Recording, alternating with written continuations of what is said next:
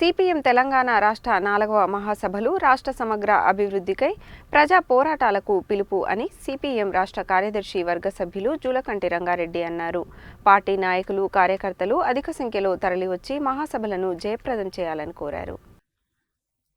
జనవరి 25 నుండి 28 వరకు సంగారెడ్డి పట్టణంలో జరగనున్న సిపిఎం తెలంగాణ రాష్ట్ర 4వ మహాసభల పోస్టర్ను నల్లగొండ పట్టణంలోని దొడ్డి కొమరయ్య భవన్లో బుధవారం ఆ పార్టీ శ్రేణులతో కలిసి ఆవిష్కరించారు.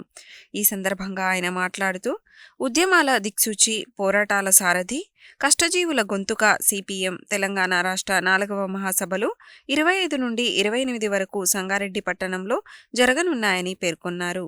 25న ప్రజా ప్రదర్శన బహిరంగ సభ సంగారెడ్డిలోని పిఎస్ఆర్ గ్రౌండ్స్లో ఉంటుందని, పార్టీ కార్యకర్తలు, అభిమానులు, శ్రేయోభిలాషులు వేలాదిగా తరలివచ్చి జయప్రదం చేయాలని ఆయన పిలుపునిచ్చారు. రాష్ట్రంలో ఎక్కడైనా ప్రజలు సమస్యల్లో కొట్టుముట్టాడుతున్నా అక్కడ ఆ ప్రజల పక్షాన నికరంగా నిలబడే పోరు కెరటం సిపిఎం అని పేర్కొన్నారు. తెలంగాణ ఏర్పడి దశాబ్ద కాలం గడిచిన ప్రజల సమస్యలు మాత్రం తీరలేదని, గత బీఆర్ఎస్ ప్రభుత్వం ప్రాజెక్టుల విషయంలో నిర్లక్ష్యంగా వ్యవహరించి జిల్లాలో ఉన్న డిండి, ఎత్తిపోతలు, నక్కలగండి, బ్రాహ్మణ వెల్లంల ప్రాజెక్టును నిర్లక్ష్యం చేసి సుమారు 4 లక్షల ఎకరాలకు నీరు అందించే ప్రాజెక్టులను పట్టించుకోలేదని ఆవేదన వ్యక్తం చేశారు. కొలువులు రాక నిరుద్యోగ యువత ఎదురుచూపులు చూస్తోందని, కూలీలు, అసంఘటిత రంగ కార్మికుల బతుకులు దయనీయంగా ఉన్నాయని అన్నారు. కౌలు రైతులను గుర్తించడానికి ప్రభుత్వం సిద్ధపడలేదని విమర్శించారు. ఈ కార్యక్రమంలో సిపిఎం జిల్లా కార్యదర్శి తుమ్మల వీరారెడ్డి, సిపిఎం రాష్ట్ర కమిటీ సభ్యులు ముదిరెడ్డి సుధాకర్ రెడ్డి, జిల్లా కార్యదర్శి వర్గ సభ్యులు సయ్యద్ హాషం, పాలడుగు నాగార్జున, వి వెంకటేశ్వర్లు, జిల్లా కమిటీ సభ్యులు గంజి మురళి, పట్టణ కార్యదర్శి దండంపల్లి సత్తయ్య పాల్గొన్నారు. సిపిఎం రాష్ట్ర మహాసభలో ఈ నెల 25వ తేదీ నుంచి 28వ తేదీ వరకు 4వ మహాసభలో సంగారెడ్డిలో జరగబోతా ఉన్నాయి. 25వ తేదీ నాడు భారీ ప్రదర్శన బహిరంగ సభ జరుగుతుంది. కేంద్రం నుండి బృందాకరత్ గారు, పాలిట్ బ్యూరో సభ్యులంతా కూడా హాజరవుతా ఉన్నారు. ముఖ్యంగా ఈ సిపిఎం పార్టీ రాష్ట్ర మహాసభలో ప్రజలకు సంబంధించినటువంటి అనేక సమస్యలపైన చర్చించి తీర్మానాలు చేయటం జరుగుతుంది.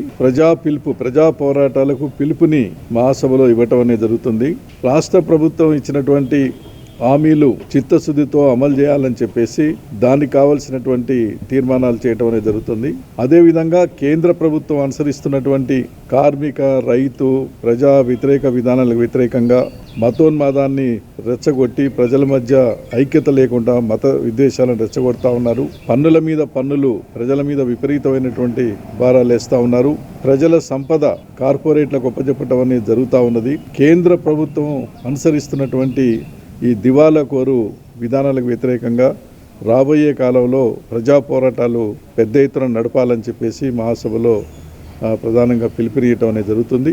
ఎర్ర జెండా పేరుతో ఉన్నటువంటి మరి కమ్యూనిస్ట్ పార్టీలని, అదేవిధంగా ప్రజా సంఘాలన్నిటిని కూడా కూడగట్టి ప్రజా ఉద్యమాలు నడపడానికి కావలసినటువంటి రూపకల్పన కూడా ఈ మహాసభలో చేయటం జరుగుతుంది. అట్లాగనే నల్లగొండ జిల్లాకు సంబంధించినటువంటి పెండింగ్ ప్రాజెక్టులు కానీ, తెలంగాణ రాష్ట్రం సమగ్రంగా అభివృద్ధి కావాలి అనేటువంటి విషయంలో పేదలకు, అర్హులైన వాళ్ళందరికీ కూడా ఇళ్ల స్థలాలు, పక్కా గృహాలు మంజూరు చేసి వెంటనే ఇవ్వాలని చెప్పేసి, అదేవిధంగా అసంఘటిత రంగ కార్మికులకు సంబంధించినటువంటి కనీస వేతనాల జీవోను సవరించి వాళ్ళకు న్యాయం చేయాలని చెప్పేసి తగినటువంటి తీర్మానాలు, పోరాటాలు రూపొందించుకోవటం జరుగుతుంది. కాబట్టి ఈ మహాసభ జయప్రదం కావడానికి అందరికీ సహకరించాలి. 25వ తేదీ నాడు జరిగేటువంటి మహా ప్రదర్శన బహిరంగ సభ కూడా పార్టీ కార్యకర్తలు, శ్రేణులంతా కూడా హాజరు కావాలని చెప్పేసి కోరుతా ఉన్నాం. పెండింగ్ ప్రాజెక్టుల విషయంలో కూడా ఈ ప్రభుత్వం చాలాసార్లు మరి కొన్ని పూర్తి చేసి అసంపూర్తిగా ఉన్నటువంటి పరిస్థితి చూసినాం. ఎస్ఎల్బీసీ సొరంగం కావచ్చు, డిండి ఎత్తిపోతలు కావచ్చు, నక్కలగండి కావచ్చు, ఇతర రిజర్వాయర్ బ్రాహ్మణ వెల్లంలో కావచ్చు, ఇవన్నీ కూడా ప్రాజెక్టుల విషయంలో చిత్తశుద్ధితో ఏదైతే 2 సంవత్సరాలలో పూర్తి చేస్తూ ఉన్నారో అది దానికి కట్టుబడి ఉండి నిధులు కేటాయించి పూర్తి చేయాలని చెప్పి కోరుతున్నాం. మొన్ననే ఈరోజు రాష్ట్ర మంత్రివర్గం తీసుకున్నటువంటి ఈరోజు డిండి ఎత్తిపోతల డిపిఆర్ ప్రకటించడం అనేది అభినందిస్తున్నాం. ఆ రకంగా మేము చేసినటువంటి ప్రజా ఉద్యమాలు, పర్యటనలు కృషి ఫలితంగా ముఖ్యమంత్రి కూడా ప్రకటించడం అనేది హర్షిస్తూ ఉన్నాం. ఈ రకంగా ప్రాజెక్టుల విషయంలో కూడా ముందు తీసుకురావాలని చెప్తున్నాం. ఇప్పుడు వాళ్ళు ఇందిరమ్మ ఇండ్లు, డబుల్ బెడ్రూమ్ ఇండ్ల విషయంలో పూర్తిగా వాళ్ళు అర్హత కలిగినటువంటి పేదలందరికీ రేషన్ కార్డు అయినా పెన్షన్ అయినా ఇవ్వాల్సిన అవసరం ఉంది. ఆ రకమైన జాబితాను రూపొందించి ఈరోజు ఇందిరమ్మ ఇండ్లు గ్రామ సభల ద్వారా ఎంపిక చేయాలని చెప్పేసి సిపిఎం పార్టీ కోరుతా ఉంది.